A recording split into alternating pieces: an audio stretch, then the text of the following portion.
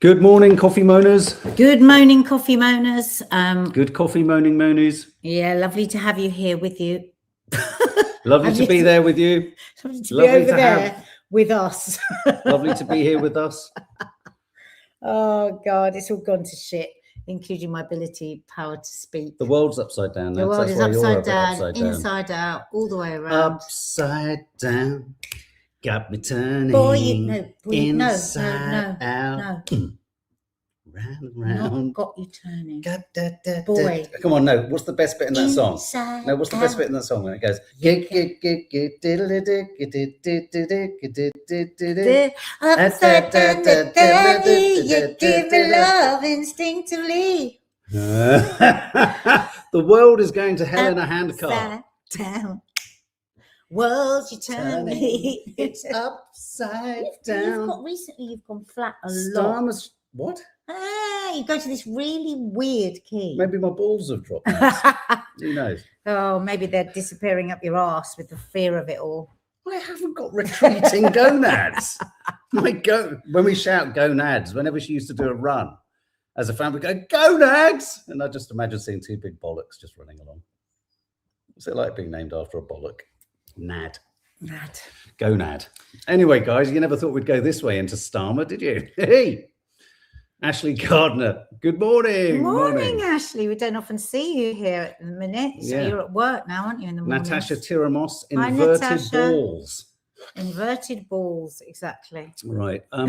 So any observant members of the community will have noticed that something happened last night on Instagram. We popped up somewhere, didn't we? We did. Should we play it? Yeah.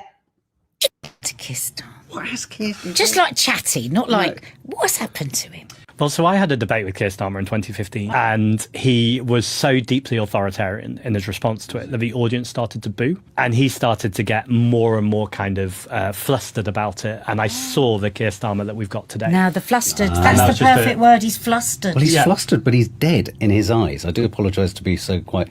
The man is dead. I find him the most sinister example of a politician we've ever had in this country, and it's because of his ordinariness. It's because of his ineffectiveness. I think that's made so much worse because he was a humanitarian lawyer.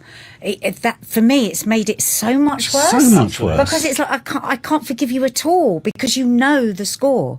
I was being too diplomatic. You both wound me up now to being more annoyed. No, it's good. We should be incredibly annoyed. The fact that he was a human rights lawyer, but not just a human rights lawyer, a globally acclaimed one that was really respected, showed that at no moment did he ever believe in what he was doing. Precisely. Exactly. Just such a soulless, non-committal, complicit, unable, castrated government. Don't mince your words, guys. I dread taking him out. Huh? I dread taking you out. Yeah, someone said, I thought one of the funniest comments was, who put 50p in Mark and press go? Just to clarify, because there's a number of people going, how can you say more sinister than Boris or Farage?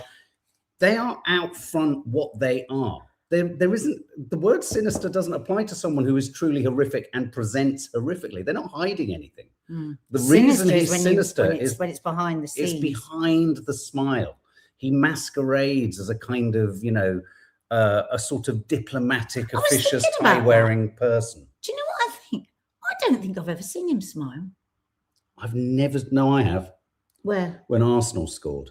Oh, he's in his sweet spot. It's not even for me that it's behind a smile. It's behind this sort of gentle voice of authority. I mean, he's just done a big speech. It's a massive deal, this. Yeah, which is a massive deal and a very important speech.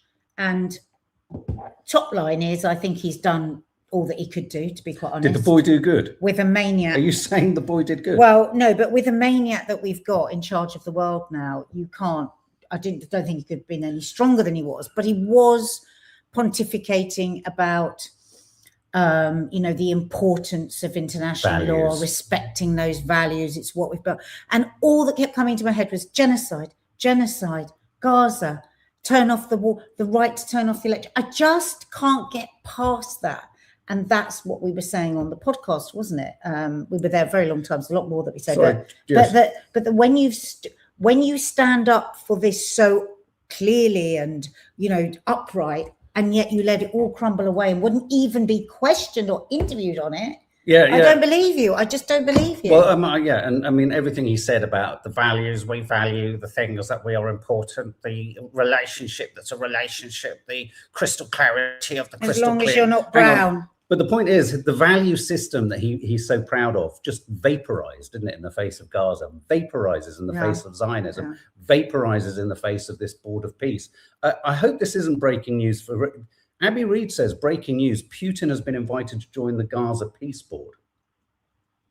I'm not joking. I can't even fathom. Hang on, I've just got a call. Okay. I can't even fathom what is at work there. We're going to talk briefly about that because Trump has put a $1 billion price on becoming a member of the Peace Board. The Peace Board.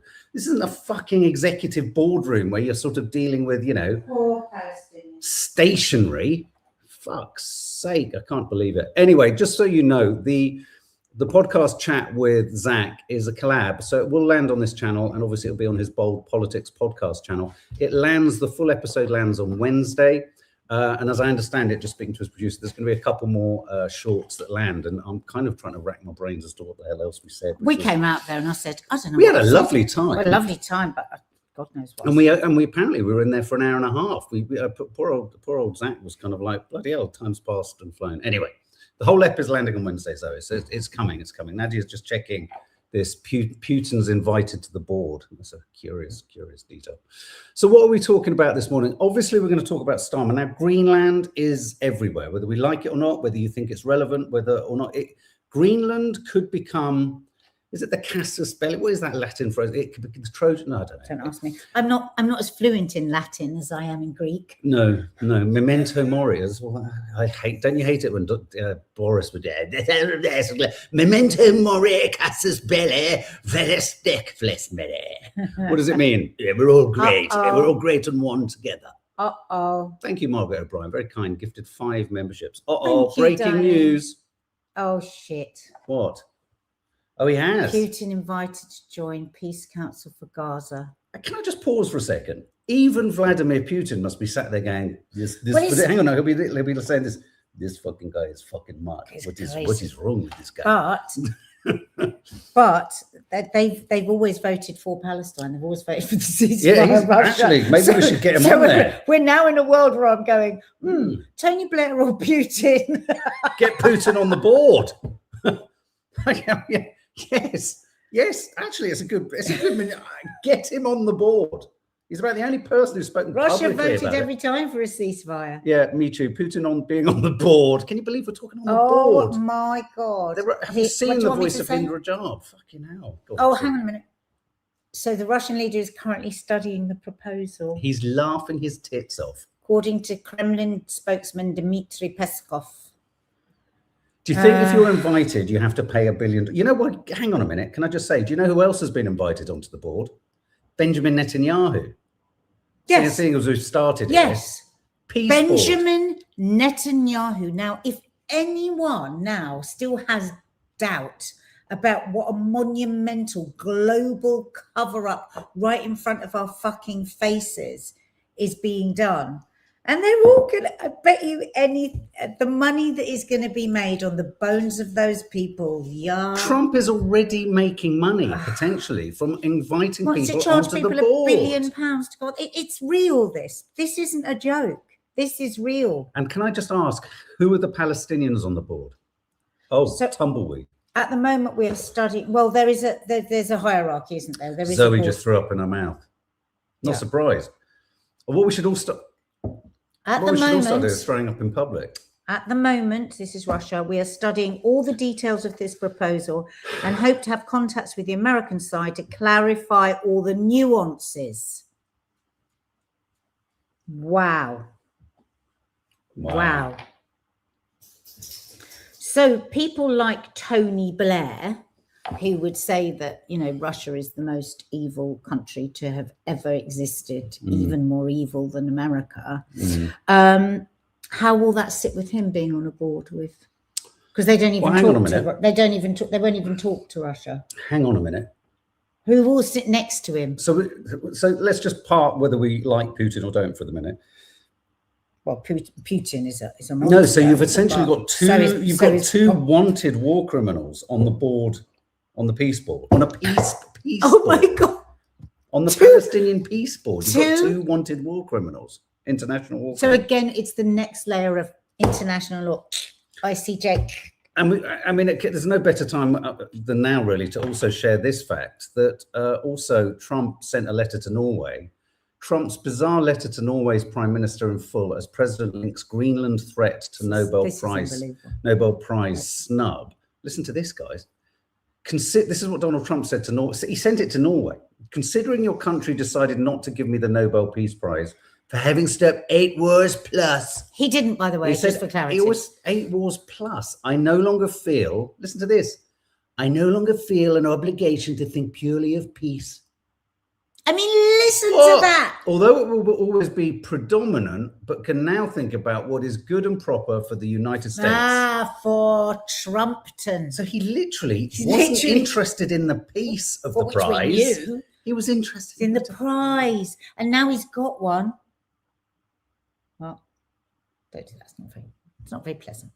Do you think it should be a moment to show Macron then? Where he also talks about the prize. Funny. I haven't got that. Okay.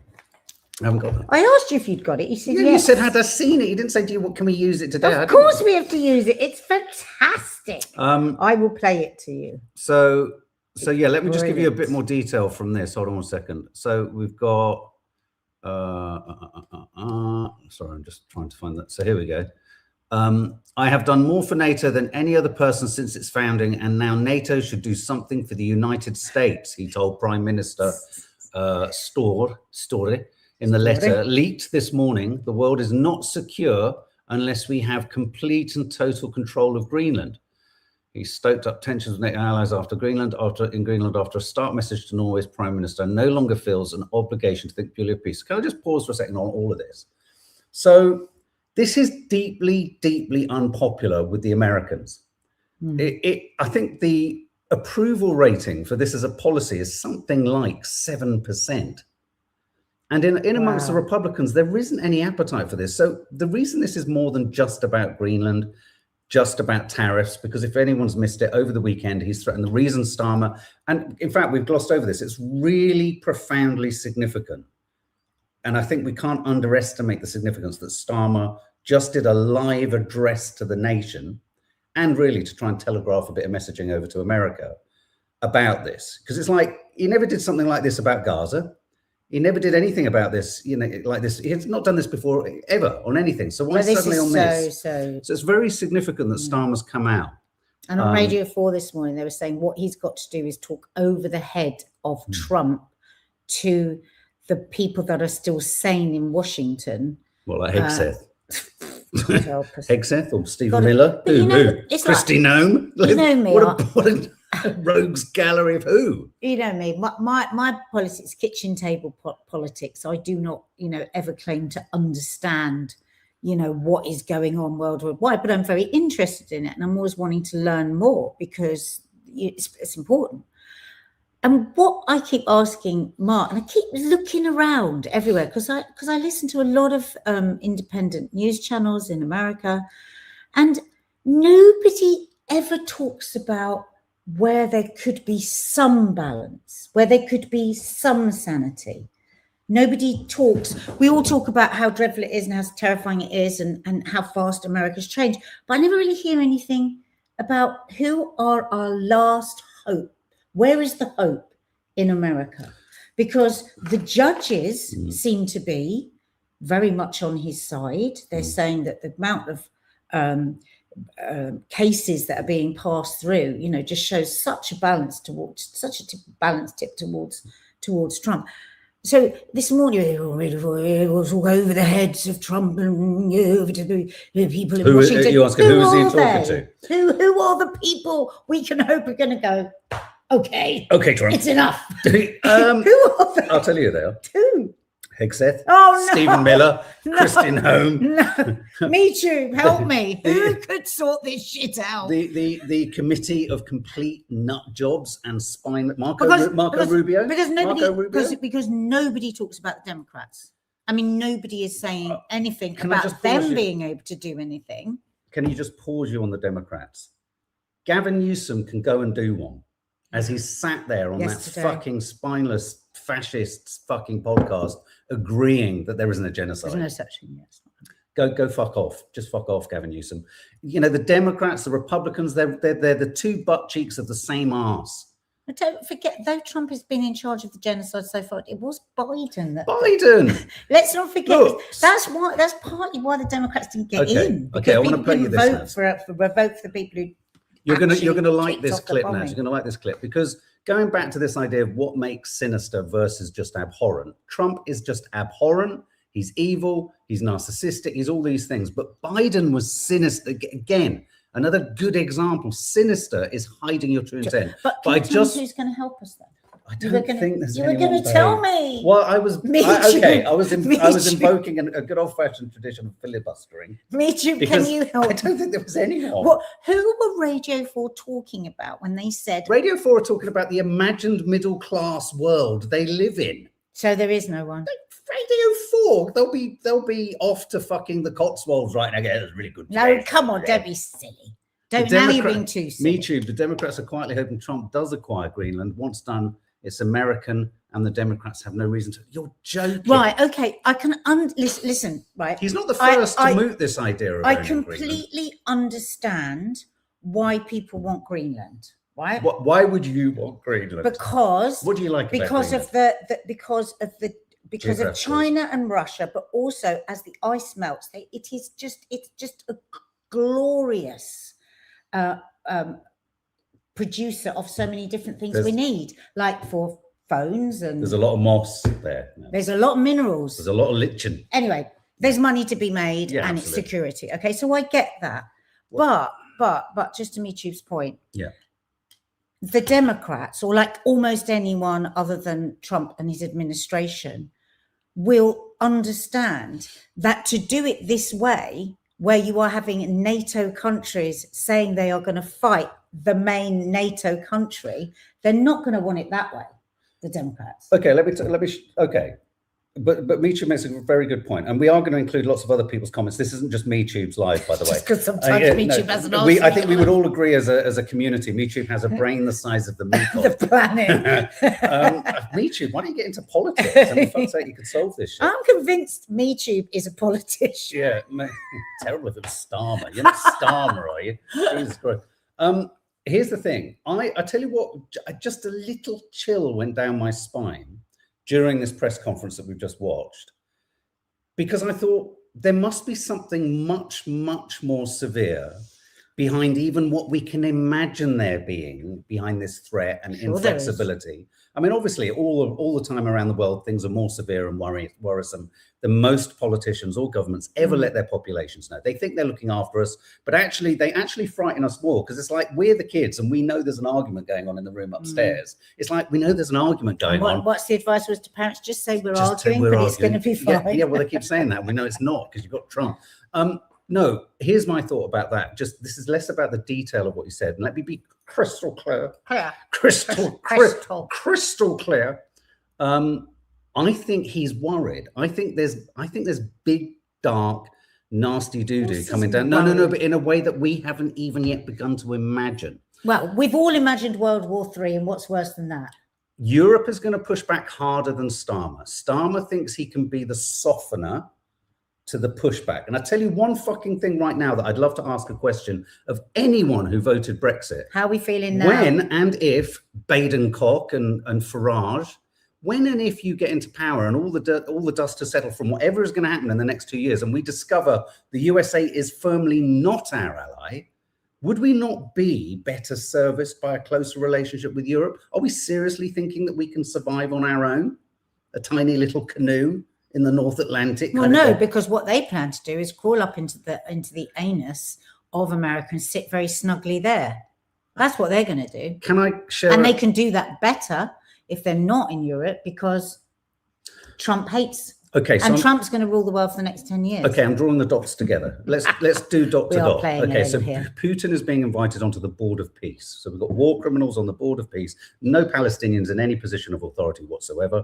Everyone in the Arab nations is literally like this going, Well, they do have a Palestinian board, No, I know, but obviously technocrats. it's below. Yeah. It's below all the big white men It's up at the literally, top. it's literally Squid Game. Uh-huh. Here's the thing: the world order is going to be carved up to basically the superpowers are on a speed dating day, trying to woo each superpower. And I think what we're seeing possibly developing here is an alliance, between Trump and Putin. If he's inviting him onto the board, this is a carve up. Europe is the sacrificial lamb. Yeah. We are being thrown to the wolves, and that's despite us. Me and Nadia were talking about Putin. this. Don't you think? America. Don't you think? You think of really sort of manipulative bullies. Don't you think this is another signal to all of us? I'm gonna put you. Putin's gonna be on the board of peace. Putin wants Europe. Yeah, well, no. I mean, what he's. I don't feel like I owe Europe anything anymore because you won't let me have Greenland. Well, you will let me have Greenland. I'll take Greenland anyway. But you've actually voiced an opinion on it, babe. That's what I think. I agree. I think we're all doomed. Canada is aligned with China. Oh, riddle me this. I mean, so that's going to fuck Donald Trump off. Well, on his intro, he hasn't even looked at the Canada-China alliance yet. Fucking hell. And apparently, China are doing really well since all the tariffs. They've hit all their targets financially. Brilliant. And China is now the voice of reason at the UN, saying the America needs to observe the UN chart. Yeah, I mean. The United States is ignoring every single rail guard there is in the world for any kind of normal behavior.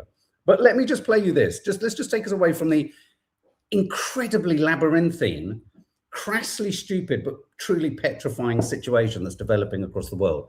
Listen to this. A lot of trouble. Us, America, but the world is in a hell of a lot of trouble because the most powerful man in the world is both evil and demented. He has the most severe personality disorder, actually, that a human being can have. It's called malignant narcissism. It was originally introduced by Erich Fromm, who escaped the Nazis, to explain the psychology of Hitler and other murderous dictators like him. It's actually not in the DSM. It's kind of a historically obscure diagnosis, but I happen to have studied with the person who was the world expert on malignant narcissism. And so early on, when Trump was running for president in 2015, I recognized that this was essentially a meteor heading towards Earth. Because I knew just how destructive a malignant narcissistic leader can be to a country. And I saw it as potentially fatal to our country. And unfortunately, that seems to be potentially coming true. It has four components: narcissism, of course, but also psychopathy, or what we call antisocial personality disorder. So lying, breaking laws and norms, having no remorse for violating the rights of others. Also paranoia, and finally sadism. A lot of what he does is gleefully destructive and harmful, and it actually gives him enormous pleasure to hurt people and to destroy things. And that's the what he's doing. Cruelty is the point. And what we saw today, whilst Starmer couldn't do anything else in face of Trump, I do think, what do we think about why Starmer decided to go to the public with a press conference, taking questions from the press today? Starmer is on bended knee, in his gimp suit, squeaking loudly. He has to. But why publicize and publicly stand on a public stage and humiliate yourself in the way that he has to? Because I just think he's trying to get ahead of some part of the story. I think there's a deeply concerning evolution and gyration happening in the background that we can't even begin to speak to at the moment. But as Sophie Ridge said, and I agree, like, do you remember when we invited him and spent millions on his dinner party and everything, and then we supposedly won all these deals that were going to bring billions into the country, and then of course now he's changed his mind. And there were many people that said we shouldn't be sucking up to him. And Sophie Ridge said this morning as well, one does wonder whether there's any point, because unless totally he had right. stood there and said categorically, I stand with America and their stealing of Greenland, anything less than that, I feel, by what we've seen so far with Trump, will enrage him. Well, yes. So you enrage him. You've got 1 foot in this one. You split like this. But this is what I don't understand. This is what I don't understand about him coming out and saying this today. Because if you're not going to say you're fully behind Trump, however nuanced he might think he's being, Starmer, unless you're saying, yeah, full on go for Greenland to Trump, you're against him. But this is what they were saying on Radio 4. They were saying he's got to come and make this speech. He's got to talk over the head of Trump. That's why he was talking about the importance of the economy. Who? Well, exactly. But they didn't say it on Radio 4. You haven't said it on MeToo. Because there isn't anyone. Because as MeToo says, the Democrats want Greenland too. Yeah, but they don't want the collapse of the world economy, which is what's going to happen. Okay, here's another question. Isn't it? If he puts these 25%. It's not a collapse, but the cost of living crisis suddenly goes through the roof for most people in Europe. But it hits America as well. Well, yeah. Now, look, Europe has this curious, again, Meechum will probably know the terms of this. And then I'll read some of your comments other than Meechum's. But I do want to share this thought because this is significant again. Europe is threatening to strike back against Trump. And it's really important for us all to remind ourselves that are we at the point now where we can never again assume the USA is ever our ally, like we've never assumed Russia is our ally, that we can have contractual agreements with them, like, you know, what's it called? Donald Trump always has kind of like, he'll have contractual, caveat. You know, he'll have a contract. There's always a kind of contractual aspect to everything that he does. Conditional, if it's business, if it works for him, we'll deal with you. I think he's contractual. Europe. Transactional. Thank you. Europe has, I think the European economy, is it not the second largest in the world en masse after America? Is it? I'm pretty certain it's fucking huge. And so Europe is threatening this. They're threatening a potential 93 billion euros retaliatory levies against American imports if Trump does this. Now, of course, when you read this headline, the first thought you think is, well, Trump's going to go fucking nuts. Yeah. But are we not now at the point where someone just has to go, well, unless we say something, we're going to have our trousers pulled down and our bollocks tickled forever. But he can pull our trousers down and tickle our bollocks whenever he wants, can't he? Because he's doing it right now. Starmer's come on TV to show us his bollocks being tickled. I mean, quite literally, he's going. What do you think's going to happen, guys? What are you thinking and feeling? The US was, thank you, Ellen Elliott. Thank you so much. I've always thought this since World War II, before World War II. The US was never on our side. It was always lies from the start. Look at this. Woke liberals losing their bits. Brilliant. They still listen to Sky and BBC. America has just used us for years and just used the term special relationship, which is not real. Totally agree. Totally unreal. He will throw his toys out of the pram, says Tanya Bartlett. I would love to see his reaction. Watermelon. Russia and China aren't killing people all over the world. They have hugely egregious domestic human rights issues. The number of Muslims in detention camps across China is just hideous all over the world. But Western countries are especially USA, UK. Absolutely, Alan Elliott. We are tied into the US, both military and financially, and we're tied into the Israel and the US have infiltrated all of our weaponry. Zach Polanski said the other day that America can switch off the Trident if we decide to use it. Oh yeah, they have power over it. But we've also proved that when they haven't switched off Trident and we fire it, it goes in the wrong direction in 6 yards. Do you remember that? I'm sure Putin's quaking in his boots.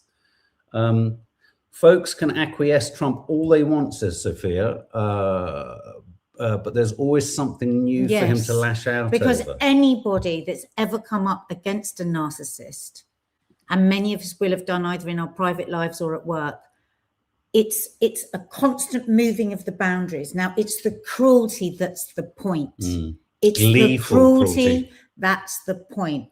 And what that psychiatrist said there about the sadism as well, you know, there is, and it's not just that psychiatrist, it's many psychiatrists that have said the same thing. You can't reason with crazy, right? Because they'll just move the goalposts. He doesn't even know what his own goalposts are. Who? Trump. Trump doesn't know what goals are. That's what I mean. He doesn't know what so soccer appeasing him, soothing him, he changes the goalposts immediately because that's the game, Oh, right? listen to this. Hang on. It's sport for him. The world at the moment is sport. Mrs. Tiggywinkle, I think someone will stop. I love your name. I think someone will stop Trump going for in Greenland and we'll all go back to normal. That's such a Beatrix Potter solution. I love it. I hope it's true. But you know, Mrs. Tiggywinkle, you know the whole Cuban Missile crisis. And you know that we were right at the edge, weren't we? We were right almost there. Yeah, we were rimming. That's what I mean. Who will pull us back from the brink? I just want to share this thought, and not that we're going back into the incredibly vast acreage of MeTube's mind, but we are. I can never pronounce it. Hurry up, because you've got important meetings. How do you pronounce them? The Uyghur, is it the Uyghur? The thing isn't as real as people think. The original story was spread by a US evangelical Christian on Fox News. Then the world media started using it. So are you saying that that's been telegraphed as a bigger problem in this way, that the strange evangelicals in America care about Muslims when it suits them? Because as you were saying about what they've done in China, I was thinking somebody on here once said about, and we said we were going to look into it. Propaganda. Yeah. It's not to say it's not happening, and I'm not dismissing it. We just don't know, but interesting to look. Fucking hell. I mean, Laura Lou, what does Laura Lou say? Laura Lou, I lived near Trump's first UK golf course and no one wanted it because he was such a twat. I love our community. Now he's running America. I know. Zoe, I might start copying and pasting MeTube's comments and pretend to be smart. Yeah, I would. Trump's own, Christine Bett, Trump's own Nice, who is a psychiatrist, has been saying the same thing for years about him. It's and there's 27 psychiatrists that put their name into a book warning the world 8 years ago, and they gave up their membership to the psychiatrists, whatever it was, because they felt that they had to, out of a conscience and a moral duty to the world. So what do you think? Did not listen. What do you think? You're a great sort of, not defender of, I think what you're saying is true. Starmer is incredibly limited in what he can say. Why do you think he stepped onto a podium to demonstrate his gimpified ineffectiveness and basically say not very much? Well, no, but to be fair, what he did say was that he was sticking with Greenland and sticking with the NATO agreement. So he's basically said, we're going to stand up against America. And I wonder what is Article 5? I mean, what happens when that means you go to war? Everyone goes to war. You go to war. So he's sticking to that. Well, what stronger thing could he say than that? He's not like Macron. He's never going to be a flourishing sort of... Did anyone ever have it on their bingo card that there was the distinct possibility by the end of January we could be potentially at war with America? No. That's astonishing, isn't it? I mean, it's an astonishing situation where a NATO member... But meanwhile, America the Epstein files, I'm still looking at all the stuff that's coming out about the Epstein files, and it is a true... If what I'm reading, and we don't talk about it here because how can we know, but if what I'm reading is true, it is beyond a horror... It's beyond anything I imagined was going on. So, I think if... Oh, right. MeTube says Article 5 wouldn't apply the moment a NATO member attacks another NATO, because we never considered it a possibility. The alliance ends if a NATO country, America, attacks another NATO country. So the alliance ends. There's been too much of this, folks. It's like the bloody Constitution, which more and more I realise it must have been, though it's very clever, I am amazed by these forefathers, what they thought of ahead of time, right? The forefathers of America. Yeah. What they wrote like ahead of time, as I'm finding out bits and bits. But they haven't. But they didn't allow for a nasty, truly nasty, evil fucker being in place. So the Insurrection Act was put in for a dire situation, but it's too baggy. Because it actually legally he can use it, so there was just a sweetness and naivety to it. I remember. Look at this. This is interesting. Carve. Apparently, the EU and China hold all of American debt. If one starts to sell, the USA is bankrupt within 1 or 2. Okay, just pause for a second. This is the sort of thing I'm looking for. But this could speak to why Canada, EU, China, the Chinese embassy that's being built in London at the moment is causing huge concern for the Americans. And it's massive. And also because no one knows what's going to happen in the basement. I mean, have you seen the story? Basically, the Chinese aren't allowing the British government to see what they're going to put in their basement. And this is like, can we get planning permission, please? So and imagine if you are, if you are a Chinese national who's escaped to here, that would be very, very frightening. Big piece of China where they can get you beyond the gates. So if the EU and China hold most of America's debt, it's a pretty safe bet that the EU and China are in America's crosshairs, and it would suit them if they, in alliance with Russia, squeezed us till the pips went pop. We're all fucked, because the reason all of this is happening, I think, and you've kind of raised this point, is because the current system is unsustainable. There has to be, I hate to say it, guys, some kind of cataclysmic occurrence to do the thing that Nadia very innocently said some years ago, which is, can't we all just go back to zero? Well, the only way we can all go back to zero is if you obliterate those who own the debt. But to that last person's point, I think that's what I'm getting at when I say who's going to stop Trump, going into Greenland and maybe kicking off World War III, is them. There's the money men. There's the people behind the scenes, that if because money rules, right? Even Trump, it rules. And if there's going to be some sort of collapse, because America needs the rest of the world to make the money they make and make do they not? I do sometimes wonder whether the idealists, I mean, American foreign policy has always been an isolationist one. They've always, I mean, America's foreign policy has forever and a day been one of America first, really. When you study history, it's about what suits America first. And if World War II getting involved happens to, we'll get involved. If this happens to, and there's a lot of discussion about the fact that the Pearl Harbor attack that triggered their access into World War II was known about by Churchill. He needed a way to get them in, and he didn't share the intelligence with America about Pearl Harbor because he knew it would be not a false flag, but the flag that would launch a kind of an alliance. So what was your question? You just asked a question. The money men, won't it be the people that be money rules America way above Trump?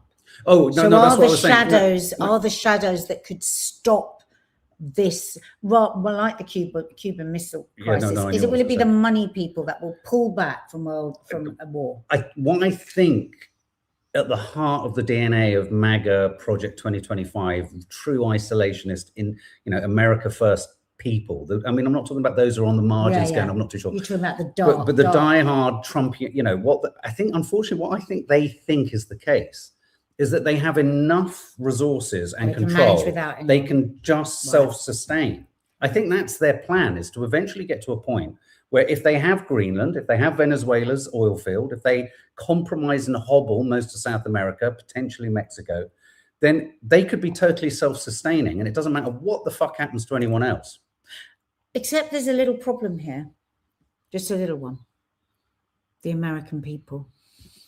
Because there's an awful lot of American people suffering. So let's see our woman. This gave me goosebumps this morning. So this is we're shoveling over now to America. It's not in the title, but it's so staggering and frightening. Well, it is in really, its Nazi Trump Germany. Against peace in the title. Oh yeah. But here you go. This is This could be the thing that I feel like in Minneapolis, I'm a sitting duck. I don't feel safe at home. I don't feel safe at work. Kids aren't safe at school. I was born in Minneapolis, and I'm scared out of my mind because I have skin that is not white, and that is not fair. I am a nurse. There's a public health emergency because nurses aren't showing up to work, because we're freaked out. Because when we advocate for our Black and brown patients, what happens when ICE comes into our hospitals? We are making plans on what we are going to do because we are in ethical dilemmas on what is the right thing to do. What happens when they start pulling people out of ICUs when life is not sustainable? Outside of the hospital, where is our moral code? I make $80,000 a year, $20,000 more than what the average Minnesota makes, and I put my mortgage in forbearance this week because it's not sustainable. Mutual aid is not sustainable anymore. See what I mean? The American people, what about them? Well, I think I said it the other night at the screening, and I'll say it again. I think the only potential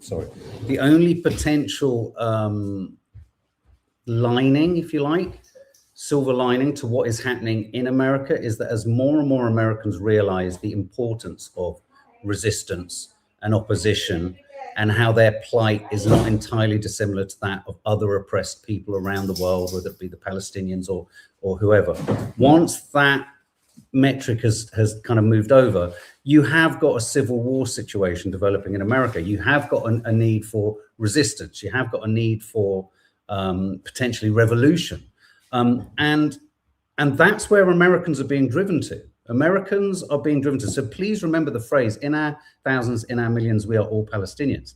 It's happening to the Americans. And trust me when I say this, it will happen here with Badenoch and reform. It will happen here as unless something seismic shifts, which is why the Green Party need to go for the win. We have to have anything, everything. And that doesn't, I mean, even if Green Party won a landslide, it won't change the global politics. It won't change our situation. You know, we're still all pretty fucked, but we could possibly align ourselves more with Europe.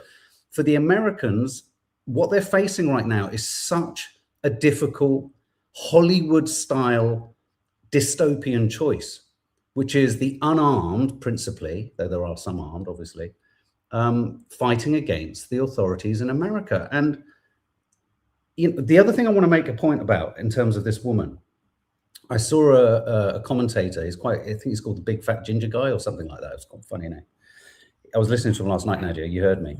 He's talking about how could that, because I know Me Too very much thinks the midterms will happen. So let's say the midterms happen, but let's say the midterms do happen, but Donald Trump has created in all Democrat-friendly states where he will allege there are more illegal immigrants than there are anywhere else in the country. He's issued the National Guard. He's about to, or has he instructed, he's about to launch the Insurrection Act in Minnesota. 1,500 of the top paratroopers in the American Army are about to be sent from the Pentagon. They're on standby. He's not sending any old army regiment. He's sending the top paratroopers in the American Army to go to Minnesota. High on the power. But this guy was saying, just quickly on this guy was saying that the way he could operate around the midterms is run the elections, but have ICE officers at all the polling stations asking to check ID as you come in. And what's already being reported on the ground in major cities across America, countless people of color, of any ethnicity whatsoever, people who are even related to people aren't coming out. Like that woman said, that woman speaks to it. Shops American. Are shutting, businesses are shutting. But she's not I mean, like, I could be an American, born in America. I would be scared because I don't look white. I mean, I'm not white with blonde hair and blue eyes. Is that what we're getting to? We've had that before, haven't we, in the world? So I think you could have ICE people, ICE agents at polling stations across America. But who does he think's going to be voting for this? I mean, didn't he have a big vote from the Latinos? He conned them. That's my point. He'll be blocking most of those voters that he knows turned against him because they'll be in Democrat states. No, but he's also lost them because they voted for him. He had a big vote from the Latinos. Well, again, and a big vote from African Americans. They're not going to vote for him anymore. I personally don't think he's going to run the midterms. But if he did run the midterms, civil war, that's a potential scenario in which he can kind of massage the results. But he does lose all those. He does lose all those votes because they were a big. They voted big time for him. And he knows that they will principally be the ones too nervous about going to a polling station if an ICE agent's going to say, you Latino, where are you from? They're not getting what I'm saying.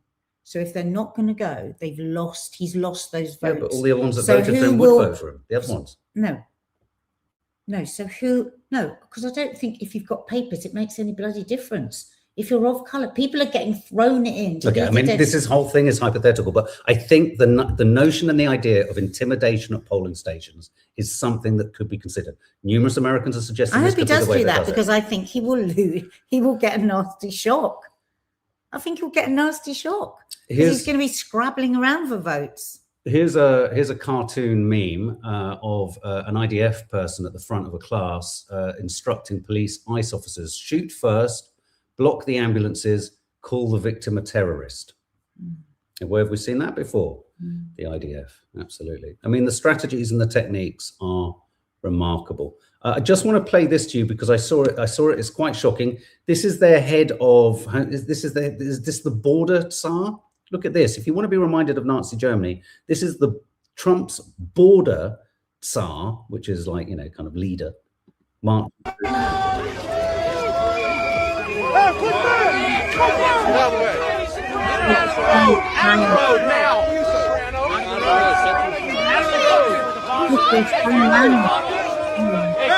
Hey, jump that photo! You're all fucking pretend! Coward chicken shit fucks!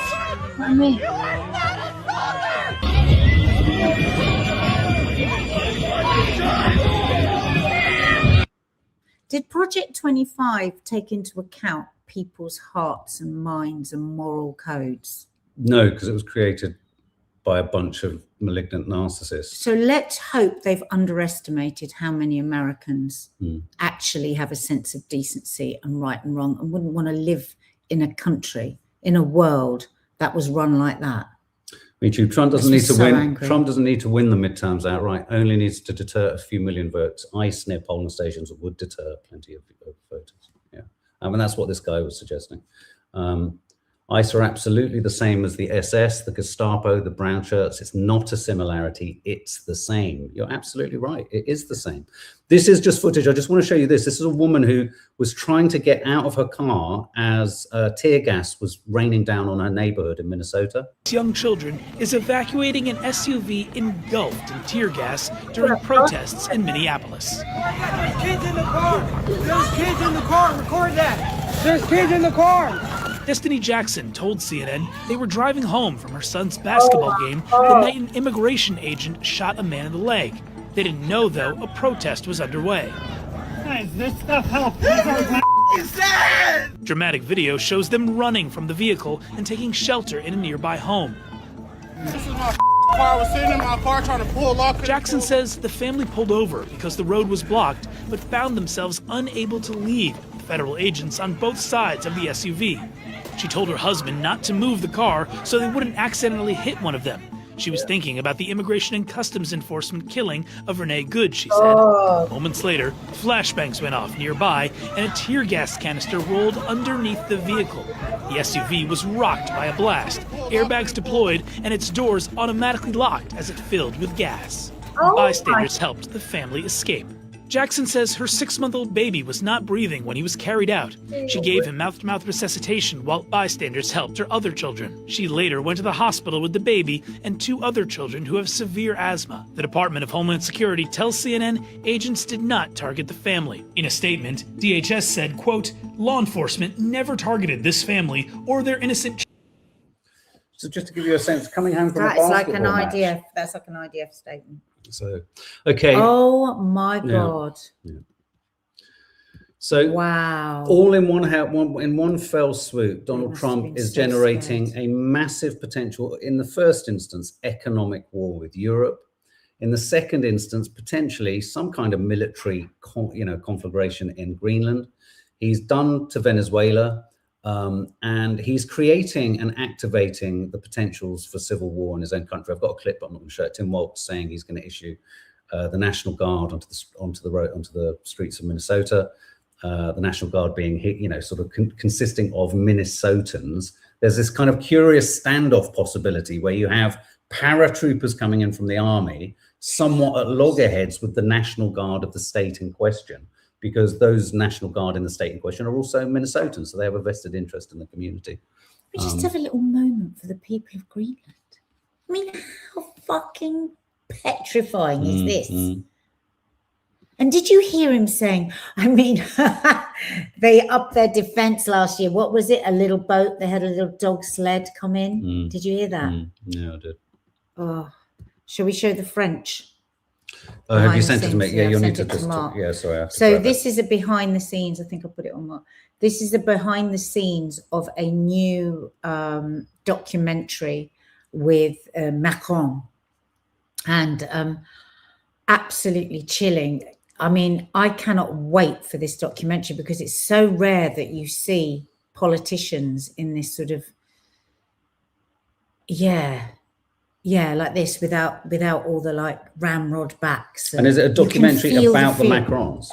Yes. Yeah. Okay, just bear with me one sec. Just pulling it in, and then we'll talk about under 16s and mobile phones. Oh God, I won't be able to. Too late. Okay. All right. Yeah, we'll have to leave. Donald, I know it's very early in the morning for you. I'm sorry to call at that time. May I call you in 2 minutes with Zelensky, Starmer, and Merz? It's okay for you? Yeah, go ahead. What's going on? Because he accepted what you proposed on your message, meaning a ceasefire for 30 days and so on. So he's ready to announce it. Did Putin accept also? Yeah. Oh, good. Nobel Prize for this. So may I call you back with him and the others in 2 minutes? I call you back. That's good. Okay. It's great news. Good. Call me back. I'll call you back in 2 minutes with the others. I call you back. You're the greatest. You are the greatest. No, thank you. Hello. Hello, Donald. We are in Kiev. Okay. I'm with President Zelensky. And a lot of press. You have to know, and Mr. President. Prime Minister Keir Starmer, President Donald Tusk, Yes. and Chancellor Friedrich Merz. So we are all together. And by the way, we had a very good discussion this morning, and we all backed your proposal of unconditional ceasefire for 30 days. And of course, we need big pressure, I think, on Russia. If they don't want to support ceasefire, we need sanctions on them, put sanctions on them. I think it can work. What do you think, Mr. President? I think they'll do it. I think they'll be fine. I really do. I think it's time. I had good talks with them. I think it's fine. There's something, that's the first time I've seen the clip. There's something much more alarming about that, is how absolutely out of his head Trump sounds. It sounded, that's what everyone said in the comments underneath. I mean, I think it was the middle of the night, because he said sorry to he woke him up in the middle of the night. How nervous they all are. I know, that's This what is petrifying. I know. You could feel it crackling That's a between fabulous them clip. all. I mean, wow.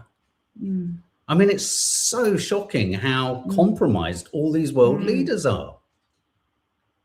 A huge game of risk, says Mary Clark. You're absolutely right. One. Yeah, that's shocking.